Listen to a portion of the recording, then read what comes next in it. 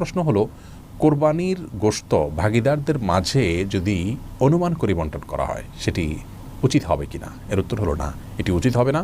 বরং যথাসম্ভব পরিমাপ করে সমান হারে সবার মধ্যে বন্টন করা উচিত এবং কর্তব্য।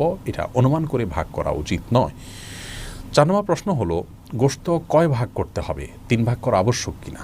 এর উত্তর হলো, যার যার ভাগের গোশতকে তিনি 3 ভাগে বিভক্ত করে বন্টন করা বা ব্যবহার করা এটি মুস্তাহাব। 1 ভাগ নিজের জন্য, 1 ভাগ আত্মীয় স্বজন প্রতিবেশী তাদের জন্য, এমনকি যিনি কোরবানি করেছে এমন কাউকে উপহার হিসেবে পাঠানো যেতে পারে। আরেক ভাগ হলো গরিব, অভাবী, দুঃখী মানুষদের জন্য। কিন্তু এই 3 ভাগ করাটা জরুরি কিংবা আবশ্যক নয়। এটাকে হেরফের বা কমবেশ করাতে কোনো অসুবিধা নেই। 3 ভাগে করতে পারলে উত্তম এবং ভালো। আপনি চাইলে গরিবকে একটু বাড়িয়ে দিলেন, কিংবা প্রতিবেশীদের জন্য একটু বেশি রাখলেন, কিংবা আপনি নিজের জন্য একটু বেশি রাখলেন,